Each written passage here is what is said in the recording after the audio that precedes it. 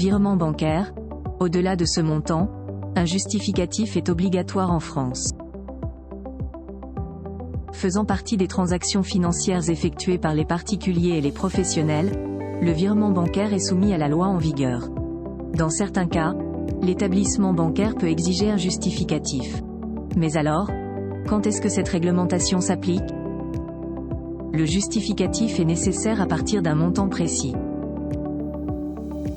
Un virement bancaire se traduit par une opération financière dont le but est de faire transiter une somme d'argent à partir d'un compte bancaire vers un autre. Si tout le monde est libre d'effectuer un virement pour diverses raisons, il s'agit toutefois d'une pratique réglementée. En effet, il existe un plafond à ne pas dépasser lors de cette transaction.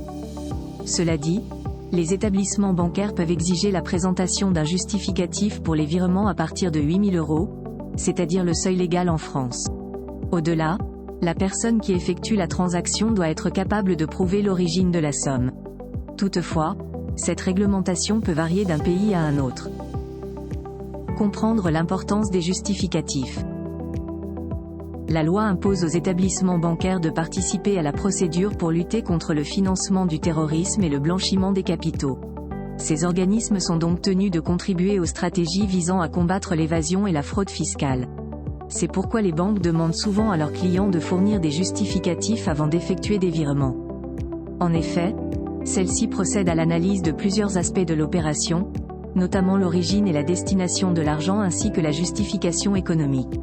Lorsque le montant du virement est élevé, l'établissement peut donc être amené à exiger un justificatif de domicile lorsqu'il s'agit d'un virement réalisé en dehors de l'espace économique européen par exemple. Dans le cadre d'une donation, le donateur sera dans l'obligation d'offrir une attestation.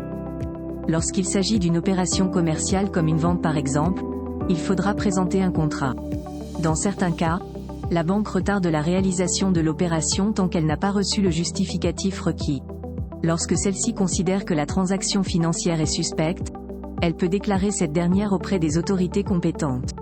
Actuellement, on constate un renforcement à l'échelle internationale de ces mesures qui visent à mieux réglementer les virements dans le cadre de la lutte contre les fraudes ou autres pratiques malveillantes. Que se passera-t-il lorsqu'il n'y aura pas de justificatif ? Lorsqu'un client souhaite effectuer un virement dont la somme est conséquente, c'est-à-dire à partir de 80 000 €, celui-ci doit obligatoirement présenter le justificatif exigé par l'établissement. Dans le cas contraire, la banque sera dans l'obligation de signaler l'opération. Cette procédure consiste à se rapprocher d'un organisme dédié au niveau du service de renseignement pour la lutte contre la fraude fiscale, le blanchiment d'argent ainsi que le financement du terrorisme.